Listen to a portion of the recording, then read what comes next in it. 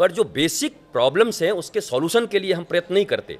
जब भी कोई धर्मगुरु होगा या धर्मशास्त्र का अध्ययन किया हुआ होगा या नॉलेजेबल पर्सनालिटी होगा, वो भीड़ भाड़ से मतलब नहीं रखता, वो अपने वक्तव्य को रखता है, और उस वक्तव्य को अपनाने वाले भी इस दुनिया में बहुत कम लोग हैं, भारत में भी बहुत कम लोग हैं, नहीं तो सभी ज्ञानी हो जाते।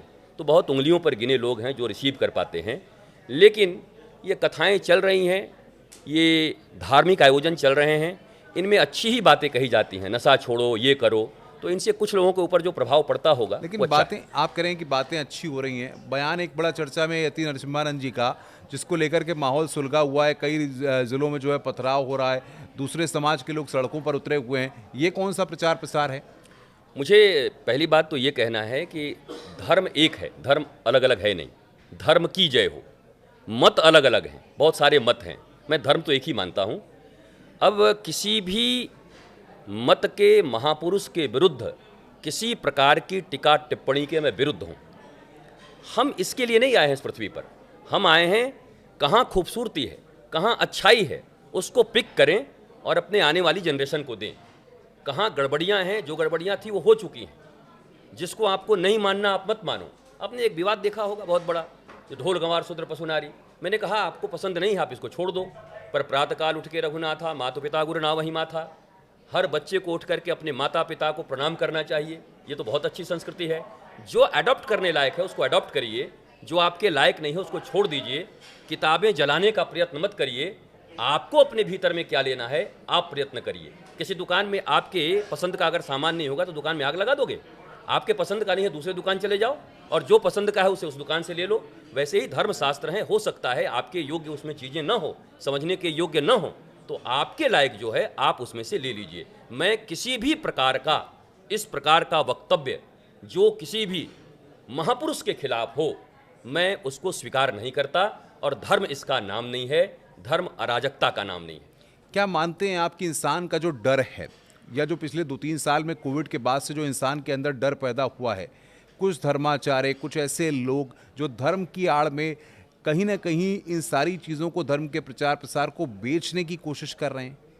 देखिए, जैसे ही फॉलोअर्स की बात आती है और सोशल मीडिया चल रही है, सोशल मीडिया को मैनेज किए जा रहे हैं।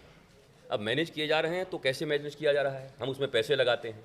अगर हम पैसे लगा करके किसी चीज़ को खरीद रहे हैं तो निश्चित तौर पर वो मेरा व्यापार है, हम व्यापार करना चाहते हैं। कोविड के बाद लोगों के बीच में मृत्यु को लेकर के भय और बढ़ा है, और ऐसे ही तमाम भय लोगों के हृदय में हैं। डिप्रेशन का भय है, तनाव का भय है, नौकरी का भय है, हमारा विवाह होगा कि नहीं उसका भय है, हमारे मकान दुकान बनेंगे कि नहीं इसका भय है। मनुष्य तो भयभीत है फ्यूचर के लिए। इसलिए इस भय का व्यवसायीकरण न हो, ऐसा हो नहीं सकता। अगर आपके भीतर भय है तो बेचने वाले भी तैयार हैं।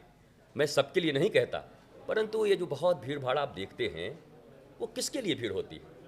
Beginning of real spiritualism, who am I, मैं कौन हूँ इसके लिए, मैं किस लिए पृथ्वी पर आया हूँ, इसके लिए भीड़ होती है। ये भीड़ होती है, मेरा टांग में खराबी है, टांग में खराबी है तो डॉक्टर के पास जाइए। मुझे मुकदमा जीतना है तो ये कोर्ट और वकील किस लिए बने हुए हैं, जज किस लिए बने हुए हैं? आप अच्छे वकील को पकड़िए। आप धर्म के पास किस लिए आते हैं? धर्म शब्द की व्याख्या एक लाइन की है, मैं कौन हूँ, इस पृथ्वी पर क्यों आया हूँ, क्या जो मैं चाहता था मुझे मिला, और नहीं मिला तो मेरे पथ कहीं ना कहीं गलत हैं, मैं सही पथ पर चलूँ। धर्म उस चीज़ का निर्धारण करता है। धर्म व्यापार का केंद्र नहीं है। धर्म किसी रैपर में, अच्छे रैपर में, धर्म के रैपर में अपनी चीज़ों को बेचने का नाम नहीं है। मैं इससे सहमत नहीं रहता हूँ और इस भीड़ को धर्मावलंबी नहीं मानता हूँ। भारत में 2 प्रकार के लोग रहते हैं, या पूरी दुनिया में, एक धर्म प्रेमी होते हैं और एक धर्म भीरू होता है जो धर्म से डरता है। धर्म भीरुओं की संख्या ज़्यादा है, धर्म प्रेमियों की संख्या बहुत कम। क्या लगता है आपको, जिस तरीके से हम देख रहे हैं कि सियासत की बात होती है, तमाम जो बाबा हैं उनके ऊपर बड़ा जल्दी जो है कहीं ना कहीं छाप लग जाती है कि ये इस पार्टी से समर्थन करते हैं, या इस पार्टी के ध्वजवाहक के रूप में काम कर रहे हैं, इस पार्टी का समर्थन करना चाहते हैं। और कुछ तो जो है चर्चा में इसलिए भी रहते हैं कि कई बार जेल में रहने के बाद पेरोल पर बाहर आ जाते हैं, तो उसके बाद चर्चा में रहते हैं। आप समझ रहे होंगे मेरा इशारा? ये मैं समझता हूँ, आपके इशारे को समझता हूँ। अब बात यह है कि राजनीति से धर्म को अलग नहीं किया जा सकता। धर्म शब्द का अर्थ है वो मर्यादा जिससे मनुष्य आनंदित रहे, प्रसन्न रहे, डिप्रेशन में न जाए। मैं आपको आंकड़ा 1 मिनट में बता ही दूं कि 74% से ज़्यादा भारतीय मेंटल एंजाइटी के शिकार हैं।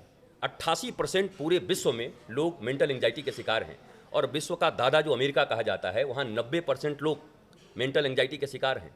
ये कैसी पढ़ाई चल रही है, ये कैसी शिक्षा चल रही है, ये कैसा धर्म का प्रचार चल रहा है, और ये कैसा डेवलपमेंट है जहाँ 90% लोग मेंटल एंजाइटी के शिकार हैं, तनाव में हैं, डिप्रेशन में हैं, वो ज़िंदगी जी नहीं पा रहे हैं ठीक से। इसका मतलब बेसिक चीज़ें कहीं ना कहीं फॉल्ट में आ गई हैं।